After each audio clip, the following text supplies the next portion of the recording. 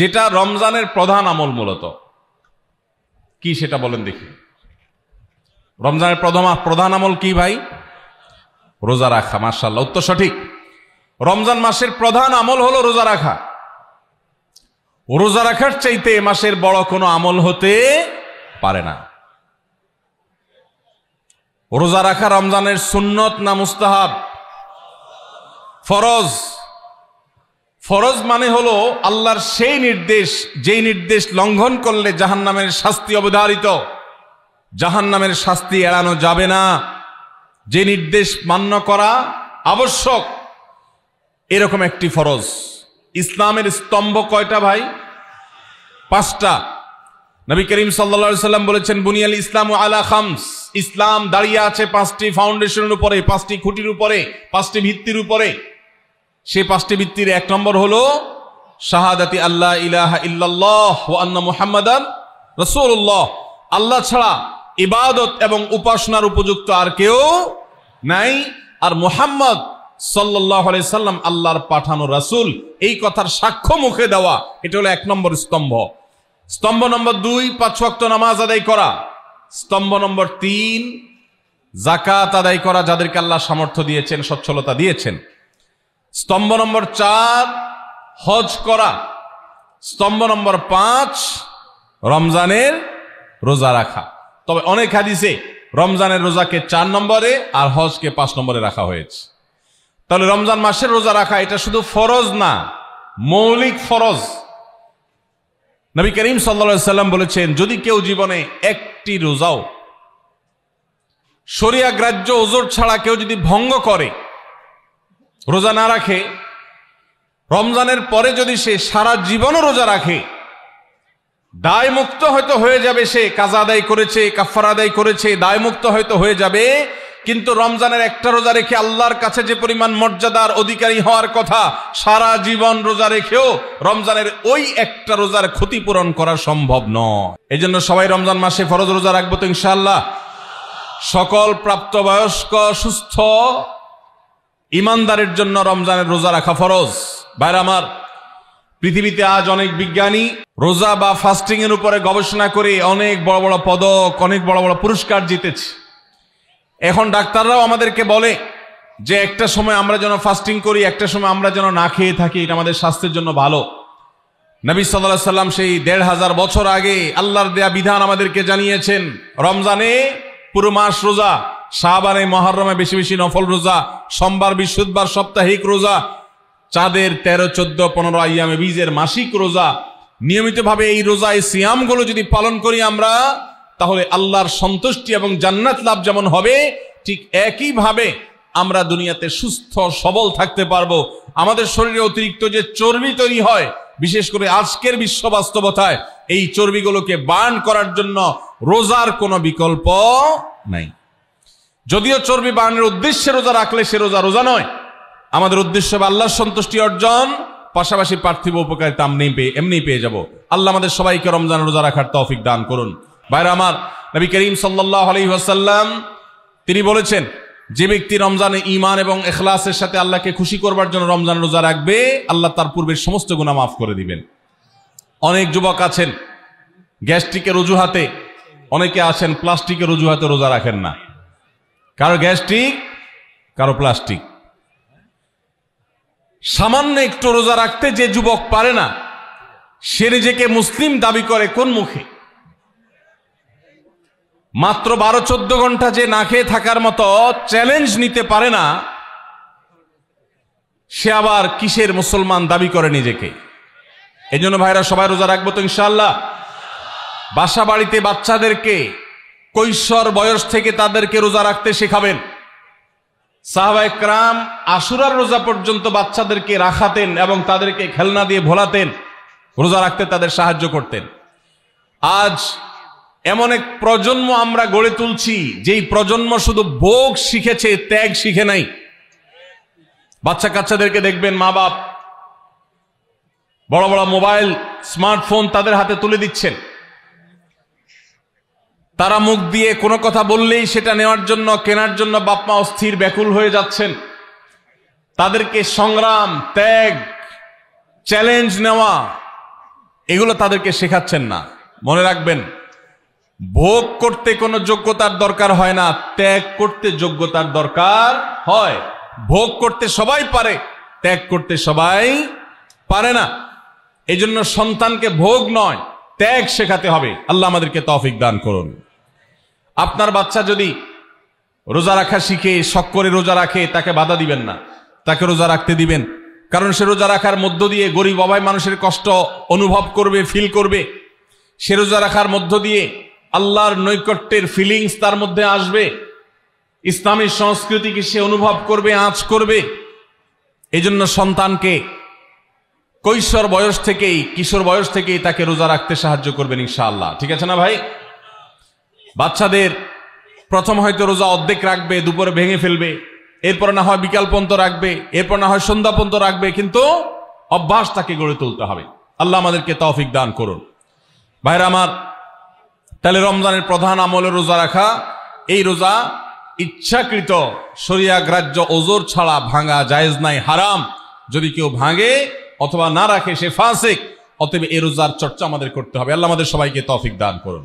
2 নম্বর আমল হলো রমজান মাসে রোজা রাখা। 3 নম্বর আমল হলো রাতে তারাবির নামাজ আদায় করা। রাতে কি আদায় করা ভাই? তারাবির নামাজ আদায় করা কি ফরজ না নফল? ফরজ না সুন্নত? সুন্নত, সুন্নতে মুআক্কাদা। নবী করিম সাল্লাল্লাহু আলাইহি সাল্লাম বলেছেন, মান কামা রমাদানা ঈমানান ওয়া ইহতিসাবা গুফিরা লাহু মা তাকাদ্দামা মিন যামবি। যে ব্যক্তি রমজান মাসে রাতে দাঁড়িয়ে তারাবির নামাজ পড়বে, তার পূর্বের সমস্ত গুনাহ খাতা মাফ করে দেওয়া হবে। এই জন্য তারাবির নামাজ পড়বো তো ইনশাআল্লাহ। তারাবির নামাজ 4G গতিতে হবে না 5G গতিতে? কি বলেন? 4G না 5G? ভাইরা আমার, সবকিছুতে গতি ভালো না, সবকিছুতে গতি ভালো না। নেটের গতি যত বেশি হয় তত ভালো, কিন্তু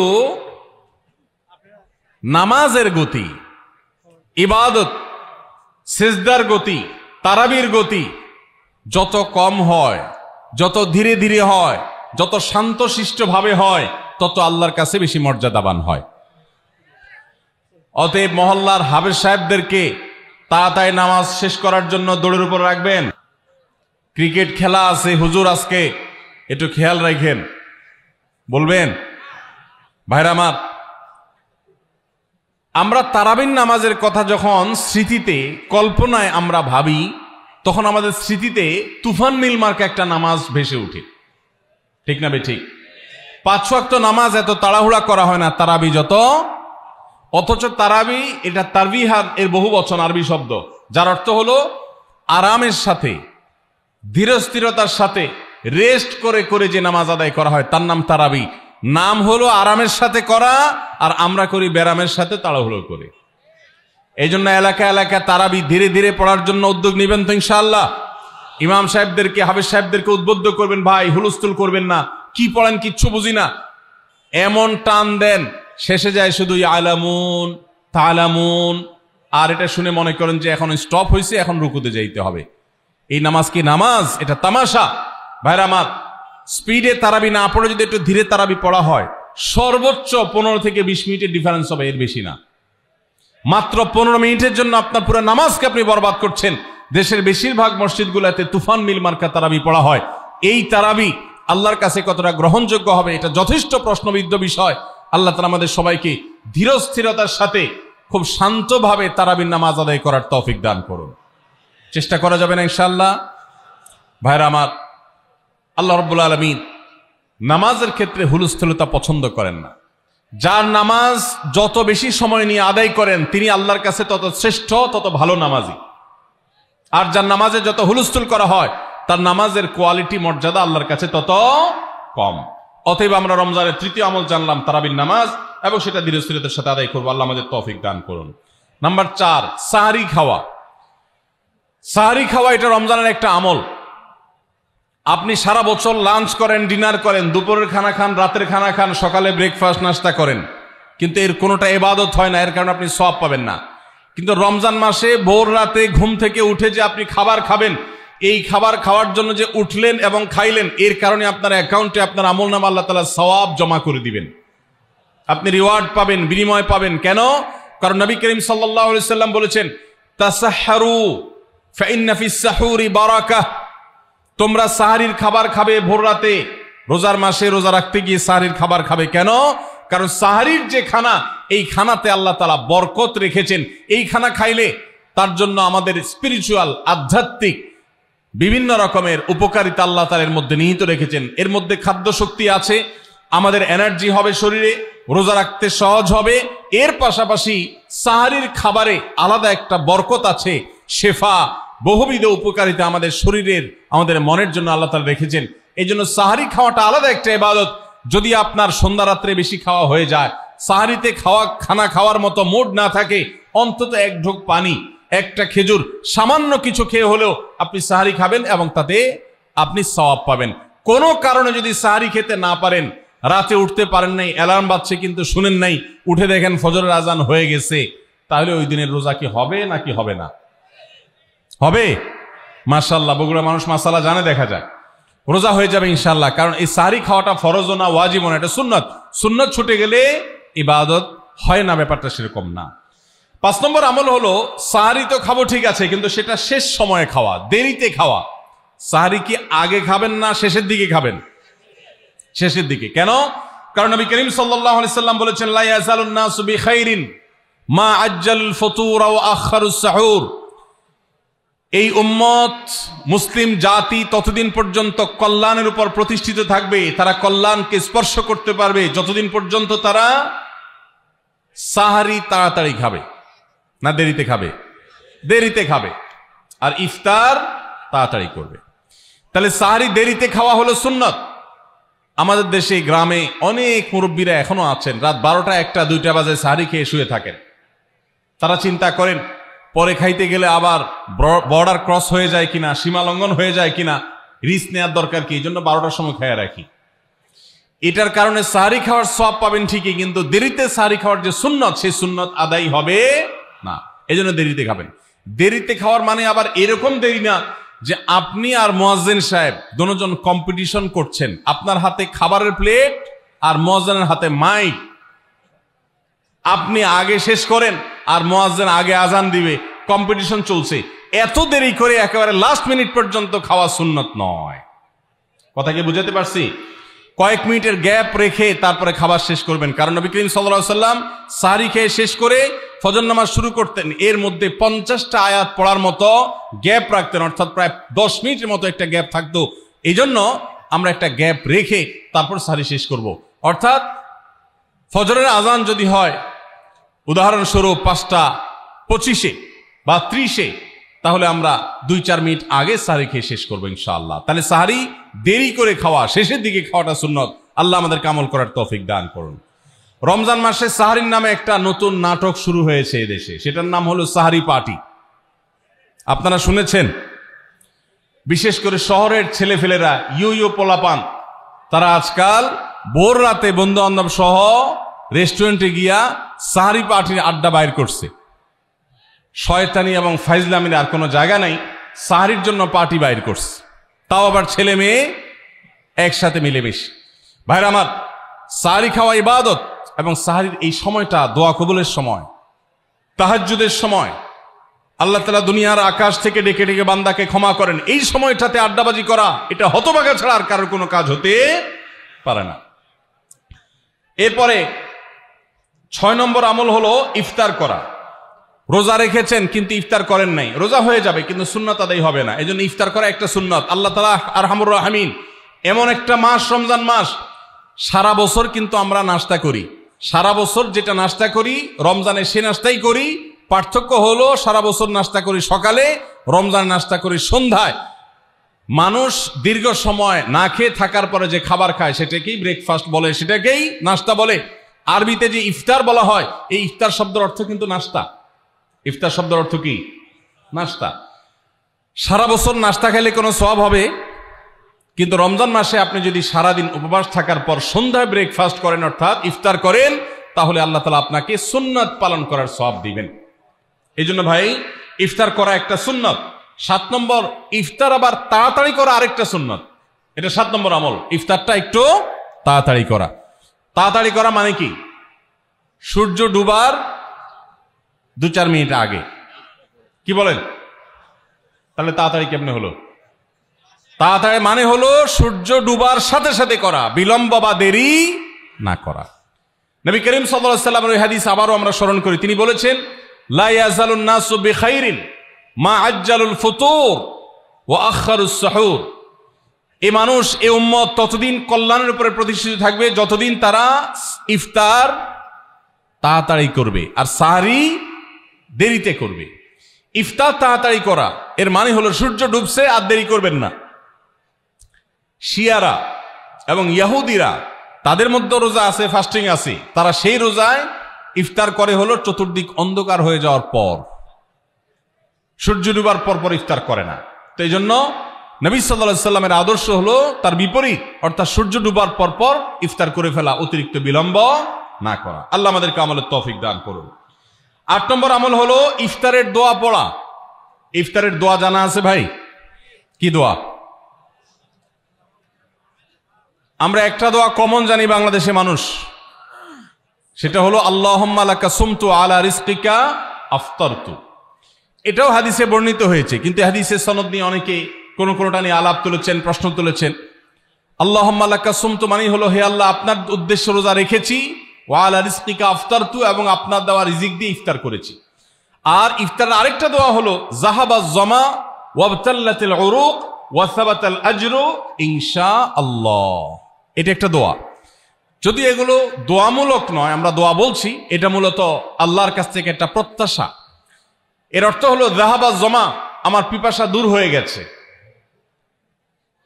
ওয়াবতাল্লাতিল উরুক, আমার শিরা উপশিরাগুলো সব সিক্ত হয়ে গেছে, ওয়া সাবাতাল আজরু ইনশাআল্লাহ, এবং আল্লাহ চাহেন তো এই রোজার বিনিময় আমার সাব্যস্ত হয়ে গেছে আল্লাহর কাছে, এটা স্থির হয়ে গেছে। এটা হলো ইফতারের দোয়া। ইফতারের দোয়াটা কি ইফতারের আগে করব না পরে করব? ইফতারের দোয়াটা যারা ইফতারের আগে করার পক্ষে তারা হাত তোলেন। অল্প সংখ্যক মানুষ। আর বাকিরা সবাই কি পরের পক্ষে না মাঝখানের পক্ষেও আছেন লোক? সব পরের। মাশাআল্লাহ, সব সূক্ষ্ম সূক্ষ্ম মাসআলা দেখি গাবতলী মানুষ জানে, মাশাআল্লাহ, অনেক অগ্রসর দেখা যায়। আল্লাহ আমাদের সবাইকে দ্বীনের জন্য কবুল এবং মঞ্জুর করুন। মাশাআল্লাহ। ভাইরা আমার, ইফতারের দোয়াটা ইফতারের পরে করতে হয়, যেটা বেশিরভাগ মানুষ জানে না, কিন্তু আমি অবাক হলাম যে এখানে বেশিরভাগ মানুষ আপনারা জানেন। মাশাআল্লাহ, নলেজেবল মানুষ, বোঝা গেছে। ইফতারের দোয়ার অর্থের দিকে তাকালেই তো বোঝা যায় এটা আগে না পরে। দোয়ার অর্থের মধ্যে তাকালে আমরা দেখতে পাচ্ছি যে আল্লাহ শিরা উপশিরা সিক্ত হয়ে গেছে, পিপাসা দূর হয়ে গেছে, এগুলো তো ইফতারের পরেই হয়। অবশ্য আমি অর্থ আগে বলে দিছি, সেটা দেখে হয়তো আপনারা অনেকে বুঝে ফেলছেন। মাশাআল্লাহ। তো যাই হোক, ইফতারের শুরুতে বিসমিল্লাহ বলে ইফতার করব, আর শেষে এই দোয়া পড়বো। আল্লাহ আমাদেরকে আমলের তৌফিক দান করুন। 9 নম্বর হলো সাহরি এবং ইফতারে খেজুর খাওয়া। খেজুর দিয়ে সাহরি ইফতার করা। ইফতারে আপনি অন্য যা খান না খান, খেজুর দিয়ে খাবেন। নবী সাল্লাল্লাহু আলাইহি সাল্লাম আদা পাকা আদা খেজুর দিয়ে ইফতার করতেন, যেটাকে রোতাব বলা হয়। আর যদি সেটা না পাওয়া যেত, সাধারণ যে কোনো খেজুর, সেটাও না পাওয়া গেলে একটু পানি খেয়ে তারপর তিনি ইফতার করতেন। আমরা ইফতারে খেজুর খেতে হয় সুন্নাহ, এটা আমরা জানি, কিন্তু যেটা জানি না সেটা হলো সাহরিতে খেজুর খাওয়া। ভোর রাতে সাহরিতে খেজুর খাওয়া সুন্নত। এটা আগে কে কে জানতেন? হাত তোলেন। আগে জানতেন? মাশাআল্লাহ, হাত নামান। গত বছর রমজানে সাহরিতে ভাত তরকারি যাই খাইছেন না খাইছেন, একটা হলো খেজুর খাইছেন, কারা কারা হাত তোলেন? মাশাআল্লাহ। এদিকে সব আমল করা মানুষ, মাশাআল্লাহ। তাহলে তার ওয়াজ টোয়াজের কোনো দরকার নাই। এত নলেজেবল মানুষ, এত আমলদার মানুষ যদি এলাকায় থাকে, তাহলে ওয়াজের দরকারটা কি? আল্লাহ আমাদের সবাইকে আমলের তৌফিক দান করুন। ভাইরা আমার, ইফতারে খেজুর খাওয়া যেমন সুন্নাত, সাহরিতেও খেজুর খাওয়া সুন্নাত, কিন্তু খেজুর খাওয়া কোনো ফরজ ওয়াজিব না। খেজুরের দাম বেশি হয়ে গেছে, আপনি কিনতে অপারক। যদি একটা খেজুরও পুরো রমজানে না খান, আপনার রোজার কোনো অসুবিধা হবে।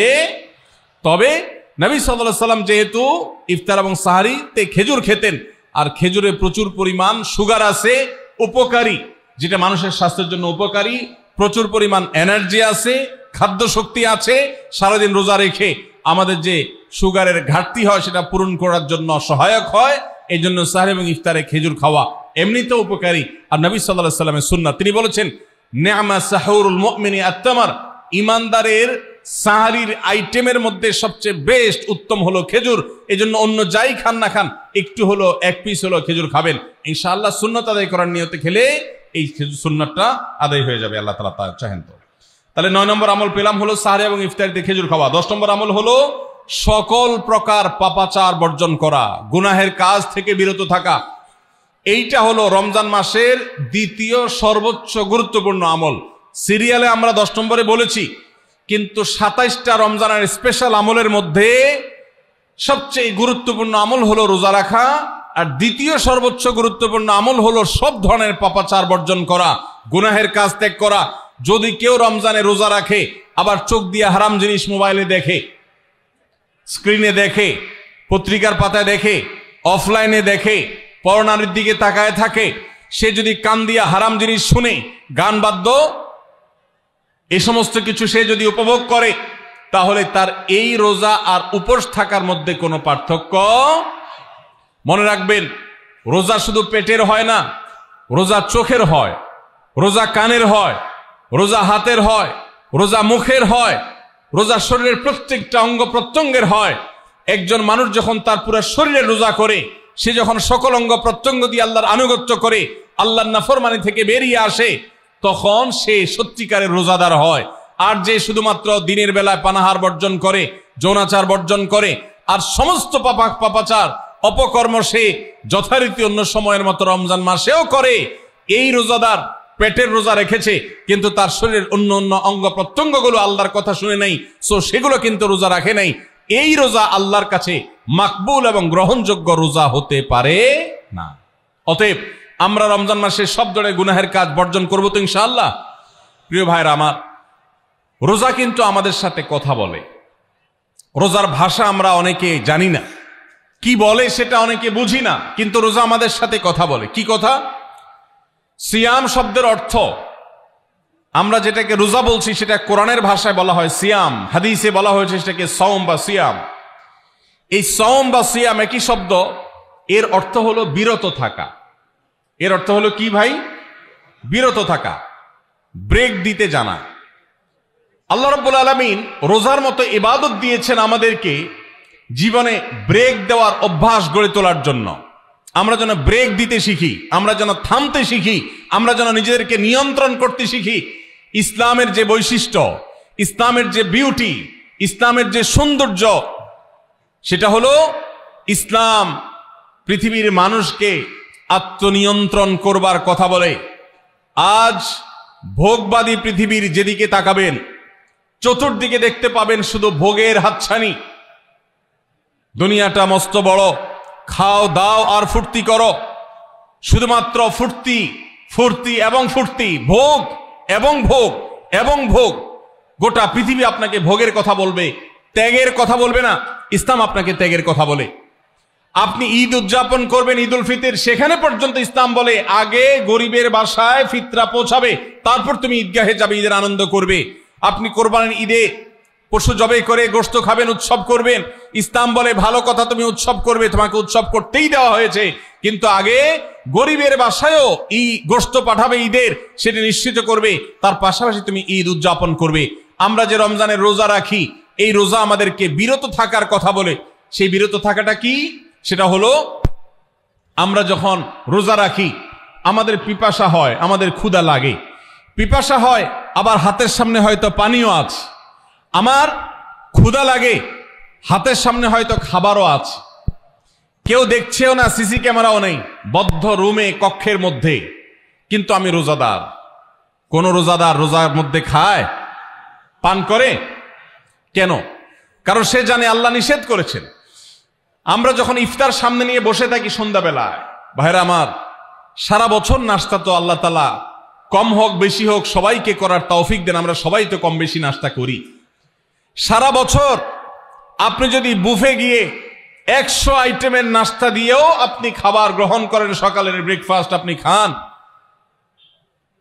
ইফতারের সময় মাত্র 2-4টা আইটেম নিয়ে বসে থেকে আজানের জন্য, সূর্য ডুবার জন্য যে অপেক্ষা করেন, ওই অপেক্ষার সময় যে অবর্ণনীয় স্বাদ আর তৃপ্তি পাওয়া যায়, পৃথিবীর সমস্ত খাদ্য গ্রহণের মধ্যেও এই তৃপ্তি বা স্বাদ নাই।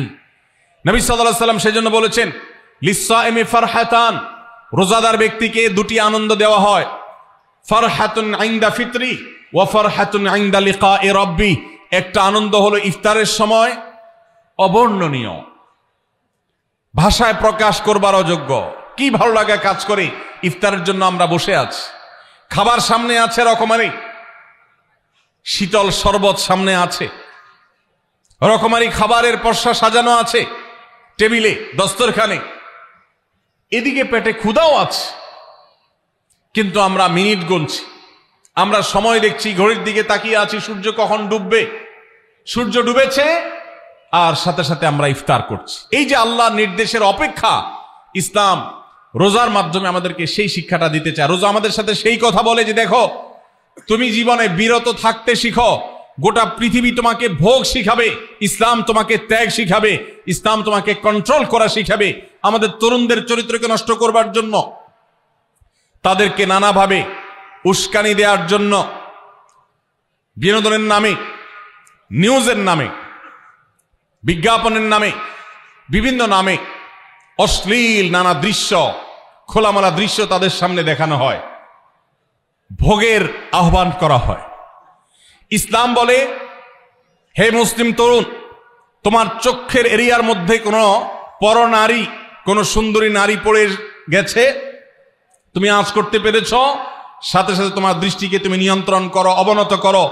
কুল্লিল মুমিনিনা ইয়াগুদ্দু মিন আবসারিহিম ওয়া ইয়াহফাযু ফুরুজাহুম। আল্লাহ বলেছেন, হে রাসূল বলে দিন ইমানদার পুরুষদেরকে তারা যেন তাদের চোখগুলোকে নামিয়ে রাখে, তাদের সম্ভ্রমকে তারা সংরক্ষণ করে। মনে রাখবেন, যা খুশি তা করতে পারা এটা যোগ্যতা নয়। নিজেকে নিয়ন্ত্রণ করলাম, যা খুশি তা করব না, এর নাম হলো যোগ্যতা।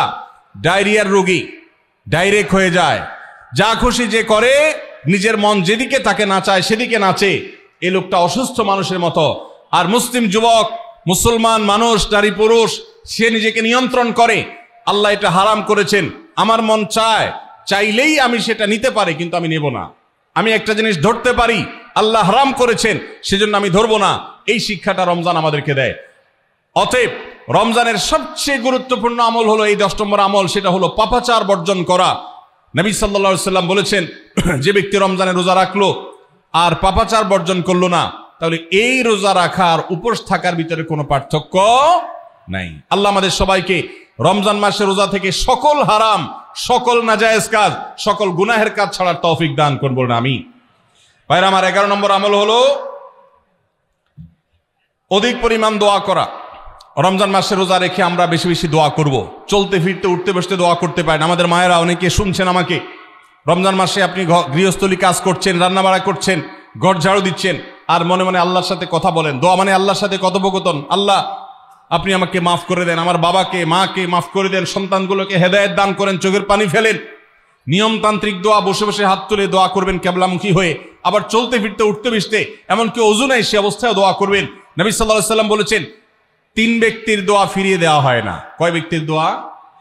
সালাতুন লা তুরাদ্দু দাওয়াতুহুম, 3 শ্রেণী মানুষের দোয়া ফিরিয়ে দেওয়া হয় না। এর ভিতরে এক শ্রেণী হলেন মাজলুম, কারোর জুলুমের শিকার হয়েছে। এই ব্যক্তি জালেমের বিরুদ্ধে যে তার মনের আকুতি থাকে, বদদোয়া থাকে, আল্লাহ সুবহানাহু ওয়া তাআলা এটা ফিরিয়ে দেন না। এই জন্য পৃথিবীর ইতিহাসের কোন জালিম আপনি দেখাতে পারবেন না যেই জালিমকে আল্লাহ ছেড়ে দিয়েছেন, আল্লাহ ছাড় দিয়েছেন কিন্তু চূড়ান্ত ভাবে ছেড়ে দিয়েছেন, এমন কোন জালিম আপনি দেখাতে পারবেন না। এই জন্য ভাই, কখনো কোন অবস্থাতে কারো প্রতি আমরা জুলুম করব না। আল্লাহ আমাদেরকে সেটা মানার তৌফিক দান করুন। তাহলে 3 ব্যক্তির দোয়া কবুল হয়, ফেরত দেওয়া হয় না। তার ভিতরে একজন হলো মাজলুম, যার প্রতি আপনি জুলুম করেছেন, সে আপনার বিরুদ্ধে যে বদদোয়া করে, এটা লাগবেই লাগবে, আজ হোক আর 2 দিন পরে হোক। নাম্বার 2, মুসাফির, যে ব্যক্তি সফরে আছে, সফররত অবস্থায় সে যদি দোয়া করে, সে দোয়া আল্লাহ তাআলা কবুল করেন। 3 নম্বর হলো রোজাদার ব্যক্তি, as-সাইম হাত্তা ইফতির, রোজাদার ব্যক্তি সারাদিন ভর রোজা করলে, ইফতার রাগ পর্যন্ত, সারাদিন দোয়া করলে ইফতার রাগ পর্যন্ত তার দোয়া কবুল হয়। এই জন্য রোজা রেখে আমরা বেশি বেশি আল্লাহর কাছে দোয়া করবো ইনশাআল্লাহ। চলতে ফিরতে, উঠতে বসতে মনে মনে আল্লাহর সাথে কথা বললেন, চাওয়া দাওয়াকে পেশ করলেন, বাস এইটাই হলো দোয়া। এটা হলো আমাদের রমজান মাসের 11 নম্বর আমল, বেশি বেশি দোয়া করা। 12 নম্বর আমল হলো মিথ্যা এবং কাজ পরিহার করা। রমজানের সকল পাপাচার তো পরিহার করবই, বিশেষভাবে মিথ্যা কথা মিথ্যা কাজ পরিহার করা, কারণ নবীজি সাল্লাল্লাহু আলাইহি ওয়াসাল্লাম এর জন্য আলাদা নির্দেশ করেছেন। তিনি বলেছেন, মাল্লাম ইয়াদা কাওলা যুরি ওয়াল আমালা বিহি ফালাইসা লিল্লাহি হাজা আন ইয়াদা তাআমাহু ওয়া শারাবা। যে ব্যক্তি রমজানের রোজা রেখে মিথ্যা কথা মিথ্যা কাজ ছাড়লো না, তার উপোস থাকায় আল্লাহর কোনো ঠেকা পড়ে নাই। 13 নম্বর আমল হলো অশ্লীলতা এবং বিবাদ বিতণ্ডা ঝগড়া এগুলো পরিহার করা, কারণ নবী করিম সাল্লাল্লাহু আলাইহি ওয়াসাল্লাম তিনি আমাদেরকে রমজান মাসে রোজা রেখে অশ্লীলতা পরিহার করতে বলেছেন। মোবাইলে হারাম জিনিস দেখলেন, টেলিভিশনে হারাম জিনিস দেখলেন, বা কোনো পত্রপত্রিকাতে খারাপ জিনিস নিষিদ্ধ জিনিস দেখলেন, পরনারীর সৌন্দর্য দেখে আপনি হারাম স্বাদ নেয়ার চেষ্টা করলেন, তাহলে আপনার রোজার অঙ্গহানি হলো, রোজা প্রাণহানি হলো। এই রোজা নয়। এই জন্য এটাকে রমজান মাসে পরিহার করতে হবে, অন্য সময় তো বটেই। এবং সেই সাথে কেউ যদি আপনার সাথে ঝগড়া করতে আসে, নবীজি শিখাই দিয়েছেন, ফালিয়াকুল ইন্নী সায়েম, কেউ রোজা রাখা অবস্থায় ঝগড়া করতে আসলে বলবেন, ভাই আমি রোজাদার, আমি তোমার ঝগড়ার জবাব দিতে পারবো না। তাহলে ঝগড়া পরিহার করার জন্য রমজান মাসে আমরা এক্সারসাইজ করবো। 14 নম্বর, যে কোনো ভালো কাজ যে কোনো নেকামল রমজান মাসে বেশি বেশি করবেন। কেন? কারণ রমজানের শুরুতে একজন ঘোষক বলে, ইয়া বাগিয়াল খাইরি আকবিল, হে ভালো কাজ প্রত্যাশী, যে ভালো কাজ করতে চাও, রমজান মাসটাই হলো ভালো কাজের সওয়াব বেশি পাওয়ার। অতএব এই মাসে ভালো কাজ করে, নেকামল করে, ইবাদত করে, কোরআন তেলাওয়াত, জিকির, আজকার যত রকম আছে এগুলো করে জান্নাতের পথে অগ্রসর হয়ে যাও। 16 নম্বর আমল হলো রোজাদারকে ইফতার করানো, অর্থাৎ নিজে ইফতার করার পাশাপাশি অন্য কোন রোজাদারকে ইফতার করাইলে আল্লাহ তাআলা ওই রোজাদার যে পরিমাণ সওয়াব পাবেন আপনাকেও সেই পরিমাণ সওয়াব দিবেন ইনশাআল্লাহ। 17 নম্বর আমল হলো বেশি বেশি কোরআনে কারীমের তেলাওয়াত করা। রমজান মাসে আল্লাহ তাআলা আমাদের সবাইকে, 15 নম্বর বাদ গেছে, মাশাআল্লাহ, এত মনোযোগ সহকারে কথা বলছে এবং নোট করছে দেখা যাচ্ছে। তাহলে আমরা আবার পেছনে যাচ্ছি ইনশাআল্লাহ। 15 নম্বর আমল হলো বেশি বেশি ইস্তেগফার করা। বেশি বেশি কি করা? ইস্তেগফার করা, অর্থাৎ ক্ষমা প্রার্থনা করা। কেন ক্ষমা প্রার্থনা বেশি করবেন? কারণ নবী করিম সাল্লাল্লাহু আলাইহি সাল্লাম বলেছেন, ওয়ালিল্লাহি উতাকাউ মিনান নার ওয়া যালিকা ফি কুল্লি লাইলা। রমজানের প্রত্যেক রাতে আল্লাহ তাআলা বহু মানুষকে জাহান্নাম থেকে মুক্ত ঘোষণা করেন। ভাইরা আমার, আমাদের পাপাচারের কারণে জাহান্নামীদের তালিকা নাম উঠে থাকলেও রমজানে আল্লাহ বহু মানুষকে ঠিক দেন যে এই লোককে জান্নাতি ঘোষণা করা হলো, জাহান্নাম থেকে মুক্ত ঘোষণা করা হলো। এই জন্য এই মাসে আল্লাহর কাছে বেশি বেশি মাফ চাইতে হয়, ইস্তেগফার করতে হয়, চোখের পানি ফেলে দোয়া করতে হয় যে আল্লাহ আপনি মাগফিরাত নসিব করেন। এটা হলো 15 নম্বর আমল। 16 নম্বর আমল হলো রোজাদারকে ইফতার করানো। নিজে ইফতার করবেন, পাশাপাশি রোজাদার ব্যক্তিকেও ইফতার করাবেন। নবী সাল্লাল্লাহু আলাইহি সাল্লাম বলেছেন, যদি কোনো ব্যক্তি কোনো রোজাদারকে ইফতার করায়, তাহলে যেই ব্যক্তি তাকে ইফতার করালেন তার রোজার সওয়াব তো সে পাবেই, আপনি ইফতার করায়া সমপরিমাণ সওয়াব লাভ করবেন ইনশাআল্লাহ। অতএব মসজিদে ইফতার দেওয়ার ব্যবস্থা করা যেতে পারে, রাস্তাঘাটে, বিশেষ করে পাবলিক পরিবহনে, এমনকি প্রাইভেট গাড়িতেও সন্ধ্যার সময় ইফতারের সময় অনেক সময় খাবার থাকে না, তখন আপনি রাস্তায় দাঁড়িয়ে যদি সামান্য একটু খেজুর, সামান্য একটু পানি বিতরণ করতে পারেন, তাইলে সওয়াবটা পাওয়া যেতে পারে। আপনার বাসার আশেপাশে অনেক অভাবী মানুষ আছে, তাদের বাসায় আপনি ইফতার পৌঁছে দিতে পারেন, এর মাধ্যমে রোজাদারকে ইফতার করানোর সওয়াব পেতে পারেন। 17 নম্বর আমল হলো বেশি বেশি কোরআনে কারীমের তেলাওয়াত করা। কোরআনে কারীমের তেলাওয়াত রমজান মাসে বেশি বেশি করব। কেন? কারণ হলো এই মাসটাই হলো কোরআন নাজিলের মাস। আল্লাহ তাআলা রমজান মাসে কোরআন নাজিল করেছেন। আল্লাহ বলেছেন, শাহরু রমাদান আল্লাযী উনজিলা ফীহিল কুরআন হুদাল লিন-নাসি ওয়া বায়িনাতিন মিনাল হুদা ওয়াল ফুরকান। রমজান মাস এমন মাস যে মাসে আল্লাহ তাআলা কোরআন নাজিল করেছেন, এই জন্য এই মাসে বেশি বেশি রোজ কোরআন তেলাওয়াত করতে হবে। নবী করিম সাল্লাল্লাহু আলাইহি সাল্লাম বেশি বেশি রমজান মাসে কোরআন তেলাওয়াত করতেন। আমাদের পূর্বসূরি সালাফগণ কেউ কেউ রমজান মাসে অন্য সব আমল কমিয়ে দিয়ে কোরআন তেলাওয়াতটা সবচেয়ে বেশি করতেন। এই জন্য দিনে এবং রাতে বেশি বেশি করে কোরআন শুদ্ধতার সাথে, সৌন্দর্যের সাথে তেলাওয়াত করব, অর্থ সহকারে বুঝে পড়ার চেষ্টাও পাশাপাশি করবো ইনশাআল্লাহ। 18 নম্বর আমল হলো কোরআন পরস্পরকে শোনাশুনি করা, বুঝে পড়া। অর্থাৎ আপনি কোরআন তেলাওয়াত করবেন, আপনার স্ত্রী শুনবে, আপনার মা শুনবে, আপনার বোন শুনবে, আবার তারা তেলাওয়াত করবে, আপনি শুনবেন। আমরা তারাবির নামাজে এক পক্ষীয় তেলাওয়াত শুনি, হাফেজ সাহেব তেলাওয়াত করেন, আমরা শুনি, কিন্তু আমরা তেলাওয়াত করে আরেকজন শুনবে, এটা হয় না। নবী সাল্লাল্লাহু আলাইহি সাল্লাম রমজান মাস আসলে জিবরিল ফেরেশতার সাথে কোরআন শোনাশুনি করতেন। জিবরিল তেলাওয়াত করতেন, নবীজি শুনতেন, আবার আমাদের নবীজি তেলাওয়াত করতেন, জিবরিল শুনতেন। এটা একটা সুন্নত। এই সুন্নতটা বিলুপ্ত হয়ে গেছে, এটা নিয়ে চর্চা নাই। এই জন্য আমরা এটা বাসা বাড়িতে নতুন করে জিন্দা করব। আল্লাহ আমাদেরকে তৌফিক দান করুন। 19 নম্বর আমল হলো দান সাদাকা বেশি বেশি করা। নবীজি সাল্লাল্লাহু আলাইহি সাল্লাম এমনিতেই প্রচুর পরিমাণ দান করতেন, কিন্তু রমজান আসলে তার দানশীলতার পরিমাণ আরো বেড়ে যেত। এই জন্য অভাবী, প্রতিবেশী, গরিব, দুঃখী সবার ঘরে ঘরে আমরা আমাদের সাধ্য অনুযায়ী দান পৌঁছানোর চেষ্টা করব। রমজান উপলক্ষে এটা রমজানের 19 নম্বর স্পেশাল আমল, বিশেষ আমল। 20 নম্বর রমজানের কর্মসূচি হলো ভোর রাতে দোয়া করা। কারণ সারা বছর ভোর রাতে তাহাজ্জুদের নামাজ পড়া বা দোয়া করার সুযোগ আমাদের হয় না, কিন্তু রমজানের সাহরি খেতে তো এমনি উঠেন, অতএব এই টাইমে দোয়া কবুল হয়। 24 ঘন্টার ভিতরে দোয়া কবুলের সবচেয়ে মোক্ষম সুযোগ, সবচেয়ে আদর্শ সময় হলো এই তাহাজ্জুদের সময়টা। ভাইরা আমার, ঢাকার একটি বড় কোম্পানি, বাংলাদেশের সবচেয়ে বড় শিল্প প্রতিষ্ঠান বললে ভুল হয়তো হবে না, অন্তত এটুকু বলা যায় যে প্রথম 3-4টি বড় প্রতিষ্ঠানের একটি। এরকম একটা প্রতিষ্ঠানের একজন কর্মকর্তা বছর 2-3 আগে আমার সাথে হঠাৎ দেখা। তিনি আমাকে দেখে বেশ আবেগ আপ্লুত হলেন এবং অনেকটা জড়িয়ে ধরলেন এবং বললেন, ভাই, আপনার একটি আলোচনা থেকে আমার জীবনের ভিতরে এমন এক পরিবর্তন আসছে যেটা অকল্পনীয়, অভাবনীয়। একটু কৌতূহল হয়ে জানতে চাইলাম কোনটা সেটা। তখন তিনি বললেন, ভাই, আমার জীবনে এমন একটা রোগ হয়েছে, যেই রোগ ট্রিটমেন্ট করার জন্য দেশে বিদেশে বিভিন্ন জায়গায় গিয়েছি, কোনো চিকিৎসা এর আমি পাই নাই। শেষ পর্যন্ত আশাহত হয়ে চাকরি ছেড়ে দিয়ে, শহর ছেড়ে দিয়ে গ্রামে গিয়ে বসবাস করা শুরু করছি এবং মৃত্যুর জন্য অপেক্ষা করছি। এর মধ্যে আপনার একটা আলোচনার ক্লিপ আমার চোখের সামনে আসলো সোশ্যাল মিডিয়ায়, তো এটা শুনলাম। সে আলোচনাটা ছিল আল্লাহর কাছ থেকে অসাধ্য সাধন করার সময় হলো ভোর রাত, তাহাজ্জুদের সময়। আমি এই আলোচনা পুরোটা শোনার পর ওই রাতেই আমি ঘুম থেকে উঠে ভোর রাতে তাহাজ্জুদ পড়ে আল্লাহর কাছে বুক ভাসিয়ে মন ভরে কাঁদলাম, দোয়া করলাম। ওই ভাই বললেন যে আমি এত দোয়া করলাম, দোয়া করতে করতে দীর্ঘ সময় আমি পরিতৃপ্ত হলাম, আমার দোয়া শেষ হয়ে গেল। এরপর দোয়া করে শেষ করার পর ফজর নামাজের সময় হয়ে গেছে, আমার ফিল হলো, অনুভব হলো যে আমার শরীরে আর কোনো রোগবালাই এখন মনে হয় নাই। এবং তিনি গত 2 দিন আগেও তার সাথে আমি দেখা করলাম ঢাকায়, গতকালকে দেখা করলাম, 2 দিন আগে না, মাত্র 1 দিন আগে দেখা করলাম।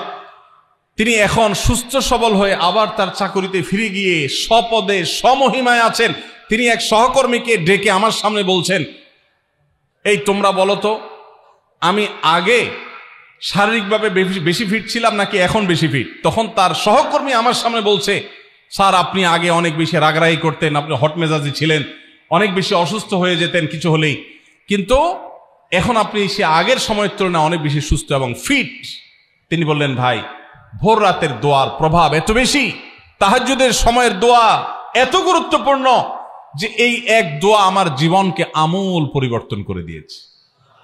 এজন্য ভাইরা, রমজান মাসে বিশেষ করে যখন তাহাজ্জুদের সময় সাহরি খেতে যখন উঠবেন, সাহরি খাওয়ার পর 10টা মিনিট সময় হাতে রাখেন, বা সাহরি খাওয়ার আগে 10টা মিনিট আগে উঠে ওযু করে 2 রাকাত 4 রাকাত নামাজ পড়ে, বা নামাজ পড়ার সময় না থাকলে অন্তত কেবলামুখী হয়ে 2টা হাত তুলে আল্লাহর কাছে একটু চান। নবীজি সাল্লাল্লাহু আলাইহি সাল্লাম বলেছেন, রাতের শেষ প্রহর যখন হয়, দুনিয়ার আসমানে নেমে এসে আল্লাহ বান্দাদেরকে ডেকে ডেকে তাদের প্রত্যেকটা চাওয়া পূরণ করে দেন। এই জন্য ভাইরা, রমজান মাসে সাহরির সময় দোয়া কবুল হয়। রমজান উপলক্ষে বিশেষ করে এই আমলটা, সাহরির সময় আমলটা, আমরা দোয়া করার আমলটা করতে পারি। তাহলে 20 নম্বর আমল হলো তাহাজ্জুদের নামাজ এবং ভোর রাতের দোয়া। এটা অন্য সময় করা যায়, কিন্তু রমজানের সুযোগটা বেশি আসে, সেজন্য এটাকে রমজানের স্পেশাল আমল হিসেবে আমরা উল্লেখ করলাম। আল্লাহ আমাদেরকে সবাইকে তৌফিক দান করুন। সাহরি খেতে উঠলে একটু দোয়া করবো তো ইনশাআল্লাহ, 2-4 মিনিটের জন্য হলে দোয়া করবো, একাকী নির্জনে আল্লাহর কাছে কেবলামুখী হয়ে। এর চেয়ে বড় দুর্ভাগ্যের বিষয় কি আছে যে আল্লাহ চাওয়ার জন্য ডাকছেন আর আমি অবহেলা করে বসে আছি। ভাইরা আমার, 5 ওয়াক্ত নামাজের জন্য মুয়াজ্জিন আপনাকে ডাকে, কিন্তু ভোর রাতে দোয়া কবুলের জন্য স্বয়ং আল্লাহ আপনাকে ডাকেন। অতএব সাহরি খেতে উঠলে ভোর রাতে সাহরির সময় একটু দোয়া করবো তো ইনশাআল্লাহ। 21 নম্বর আমল, উমরা করা। যাদেরকে আল্লাহ তৌফিক দিয়েছেন তারা রমজানে উমরা করবেন, কারণ নবী করিম সাল্লাল্লাহু আলাইহি ওয়াসাল্লাম বলেছেন, উমরাতুন ফি রমাদান তা'দিলু হাজ্জা। রমজানে কেউ উমরা করলে একটা হজের সওয়াব পায়। কোন কোন হাদিসে আসছে তা'দিলু হাজ্জাতাম মাই, নবীজির সাথে হজের সওয়াব পাওয়া যায় রমজানে উমরা করলে। আল্লাহ আমাদেরকে যখন তৌফিক দিবে আমরা তখন সেটা করব ইনশাআল্লাহ। ঠিক আছে না? নিয়ত করেন, দোয়া করেন, আল্লাহ একসময় তৌফিক অবশ্যই দিবেন। 22 নম্বর আমল হলো রমজানের শেষ 10 দিন মসজিদে ইতিকাফ করা। গুরুত্বপূর্ণ একটা পয়েন্ট, মসজিদে ইতিকাফ করা। খুব মনোযোগ দিয়ে শুনি। রাসূল করিম সাল্লাল্লাহু আলাইহি সাল্লাম রমজানের রোজা ফরজ হওয়ার পর থেকে নিয়ে তার মৃত্যু পর্যন্ত একটি বছরের জন্য রমজানের শেষ দশক মসজিদে ইতিকাফ করা ছাড়া ছিলেন না। একবার তিনি মসজিদে ইতিকাফে বসেছেন, কিন্তু ইমার্জেন্সি একটা কাজে মসজিদ থেকে তাকে বের হতে হয়েছে। এই জন্য তিনি পরের বছর 20 দিন ইতিকাফ করেছেন। 10 দিন হলো ওই বছরের, আর 10 দিন হলো আগের বছরে যে ইতিকাফ ভেঙে ফেলেছেন সেটার ইতিকাফের কাজা। তার মানে হলো নবীজির জীবনে কখনো ইতিকাফ 1 বছর একটা রমজান মাসেও ছাড়েন নাই। এত গুরুত্বপূর্ণ আমল যে রমজানের এই আমলটা তিনি কখনোই ছাড়েন নাই। দুর্ভাগ্য আমাদের, এখানেও হয়তো বেশিরভাগ মুসলমান আমরা জীবনে একবারের জন্য রমজানের শেষ 10 দিন ইতিকাফ করি নাই। যে আমল নবীজি জীবনে কখনো ছাড়েন নাই সেটা আপনি জীবনে একবারও করেন নাই। এর চাইতে বড় হতভাগা উম্মত আর কি হতে পারে? ভাইরা আমার, 3টি আমলের নগদ তৃপ্তি আমি অন্তত অনুভব করি। আমি আমার সে অভিজ্ঞতার আলোকে আপনাদের উদাত্ত আহ্বান করতে চাই, রমজানের শেষ দশকে আপনারা ইতিকাফ করুন। যে 3টি আমলের তৃপ্তি, নগদ স্বাদ, অবর্ণনীয় ভালো লাগা কাজ করে, অন্তর্জগতে প্রশান্তিতে পরিপূর্ণ হয়ে যায়, সেই 3টি ইবাদতের একটি হলো আরাফাতের ময়দানের দোয়া। এটার সাথে কোনো কিছুর কম্পেয়ার হয় না। অবর্ণনীয় এক তৃপ্তি লাগে আরাফাতের ময়দানে দোয়া করতে। দ্বিতীয় হলো সিজদায় গিয়ে চোখের পানি ফেলে আল্লাহর কাছে দোয়া করতে অসম্ভব ভালো লাগা কাজ করে। ভোর রাতে দোয়াতেও একই স্বাদ পাওয়া যায়। আর 3 নম্বর হলো রমজানের শেষ দশকের ইতিকাফ। ইতিকাফ যে একবার করেছে সে জীবনে বারবার করে, তাকে আর ফেরানো যায় না। এই জন্য ভাইরা, রমজানের শেষ দশকে আমরা আল্লাহর ঘরে বসে গিয়ে ইতিকাফ করার চেষ্টা করবো তো ইনশাআল্লাহ। অনেক এলাকায় বৃদ্ধ মানুষ, বুড়া মানুষ বসায় দেওয়া হয় টাকা পয়সা দিয়ে। যে টাকা নিয়ে ইতিকাফ করে সেও গুনাহগার, আর যারা টাকা নিয়ে ইতিকাফে বসায় তারাও গুনাহগার। কারণ ইবাদত টাকা পয়সা দিয়ে চলবে না। রমজানের শেষ দশক মসজিদে ইতিকাফ করবো তো ইনশাআল্লাহ। আল্লাহ আমাদেরকে তৌফিক দান করুন। যুবক ভাইরা, একটাবার বসে দেখেন, অসম্ভব ভালো লাগা কাজ করে। মনে হয় যে আল্লাহর মেহমান আমি, এই ফিলটা হয়। কারণ আল্লাহর ঘরে এসে বসে আছেন আপনি কারোর কাছে কোনো কিছু চেয়েছেন, চাইতে চাইতে একটা পর্যায়ে তার পাও জড়িয়ে বসে গেলেন, একদম বসে গেলেন, তার ঘরের সামনে বসে পড়লেন। ইতিকাফটা অনেকটা এরকম। রমজানের প্রথম 20 দিন আল্লাহর কাছে হাত দিয়ে দোয়া করলাম, আর শেষ 10 দিন একজন মসজিদে গাঁটটি বসকা নিয়ে পড়ে গেলাম। ব্যাপারটা হলো কারো পায়ে ধরে পড়ে যাওয়ার মতো। আশা করা যায় ইতিকাফকারীকে আল্লাহ তাআলা ক্ষমা না করে মসজিদ থেকে ফেরাবেন না। এই জন্য ইতিকাফ করার চেষ্টা করবো তো ইনশাআল্লাহ। আমরা ব্যস্ততার অজুহাত দেই। ভাইরা আমার, যে কোনো মুহূর্তে দুনিয়া থেকে চলে যেতে হতে পারে। এই জন্য এই রমজানে প্ল্যান করেন, যত ব্যস্ত হন না কেন। আমি তো আমার সমস্ত ব্যস্ততাকে এক পাশে ঠেলে রেখে, আল্লাহ আমাকে যখন থেকে তৌফিক দিয়েছেন রমজানের শেষ দশকে ইতিকাফ ছাড়া বাইরে থাকবো এটা চিন্তাও করি না।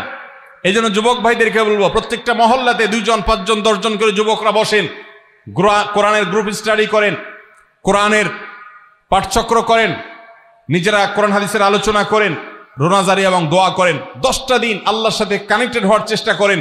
12 মাস ইবাদত, দাওয়াতের কাজ, ইসলামের কাজ করবেন, ইনশাআল্লাহ সেখানে বরকত পাবেন। রমজানের শেষ দশকে ইতিকাফ করবেন তো ইনশাআল্লাহ।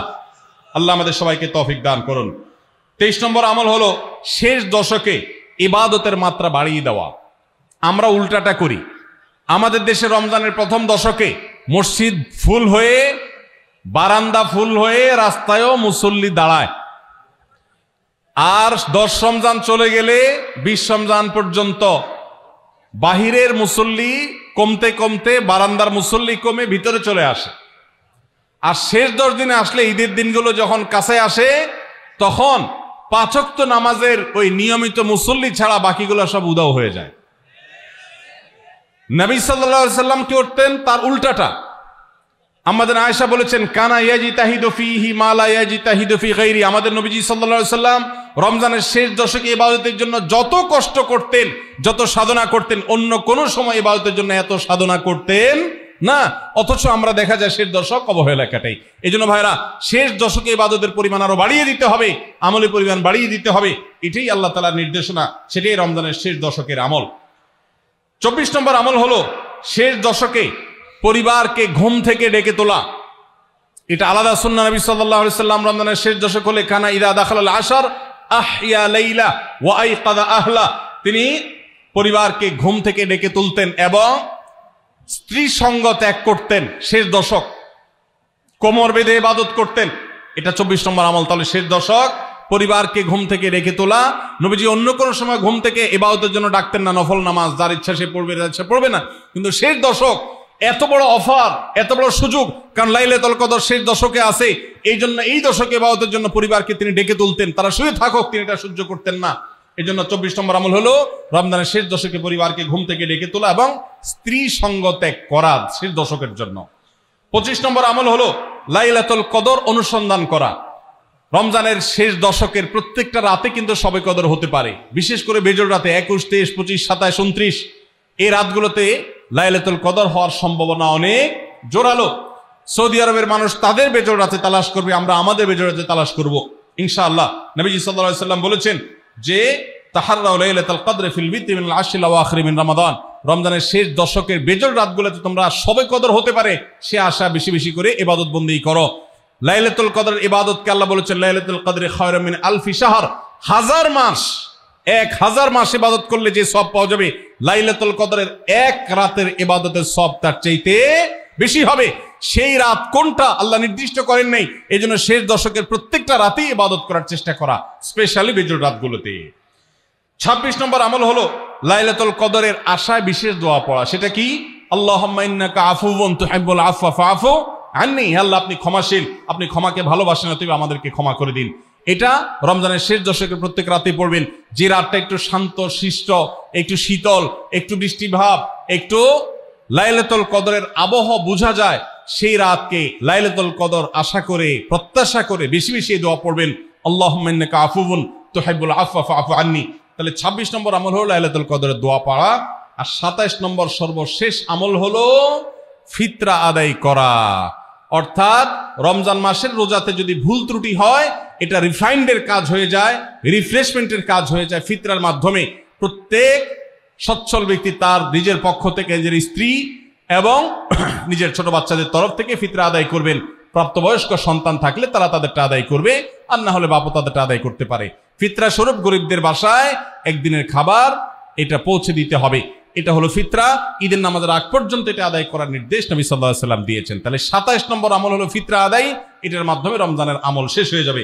আমি আবার এক নজরে 27টি আমল আপনাদেরকে বলে দিচ্ছি। নাম্বার 1 চাঁদ দেখা, নাম্বার 2 রোজা রাখা, নাম্বার 3 তারাবির নামাজ আদায় করা, নাম্বার 4 সাহরি খাওয়া, 5 নম্বর আমল হলো শেষ সময় সাহরি খাওয়া, 6 নম্বর আমল হলো ইফতার করা, 7 নম্বর আমল হলো তাড়াতাড়ি ইফতার করা, এবং 8 নম্বর আমল হলো ইফতারের দোয়া পড়া, 9 নম্বর আমল হলো সাহরি এবং ইফতারে খেজুর খাওয়া, 10 নম্বর আমল হলো রমজান মাসের সকল গুনাহ বর্জন করা, 11 নম্বর আমল হলো বেশি বেশি দোয়া করা, 12 নম্বর আমল হলো মিথ্যা কথা এবং কাজ পরিহার করা, 13 নম্বর আমল হলো অশ্লীলতা এবং ঝগড়া বিবাদ রমজানের রোজা রেখে না করা, 14 নম্বর আমল হলো ভালো কাজের পরিমাণ এই মাসে বাড়ায় দেওয়া, 15 নম্বর আমল হলো বেশি বেশি আল্লাহর কাছে ক্ষমা চাওয়া, কারণ এই মাসে আল্লাহ বেশি ক্ষমা করেন মানুষকে, 16 নম্বর আমল হলো অন্য রোজাদারকে ইফতার করানো, তাদের বাসায় ইফতার পাঠানো, আর 17 নম্বর আমল হলো বেশি বেশি কোরআন তেলাওয়াত করা, 18 নম্বর আমল হলো কোরআন নিজে পড়ে আরেকজনকে শোনানো, আবার তার তেলাওয়াত নিজে বসে শোনাশুনি করা, 19 নম্বর আমল হলো দান সাদেকা করা, 20 নম্বর আমল হলো তাহাজ্জুদ এবং বিশেষ করে ভোর রাতে সারি খেতে উঠে দোয়া করা, আর 21 নম্বর আমল হলো উমরা করার সামর্থ্য থাকলে, 22 নম্বর আমল হলো ইতিকাফ করা শেষ দশকে, 23 নম্বর আমল হলো শেষ দশকের বেজর রাতে বা শেষ দশকের প্রত্যেকটা রাতে ইবাদতের পরিমাণ বাড়িয়ে দেওয়া এবং বিশেষভাবে রাত্রি জাগরণ করা শেষ দশক, আর 24 নম্বর আমল হলো শেষ দশকে নিজের পরিবারকে ঘুম থেকে ডেকে তোলা, স্ত্রী সঙ্গ ত্যাগ করা, 25 নম্বর আমল হলো লাইলাতুল কদর অনুসন্ধান করা, 26 নম্বর আমল হলো লাইলাতুল কদরের বিশেষ দোয়া পাঠ করা, আর 27 নম্বর আমল হলো ফিতরা দেওয়া। আল্লাহ আমাদের সবাইকে এই 27টা আমল দিয়ে আমাদের রমজান মাসকে সাজাবার তৌফিক দান করুন।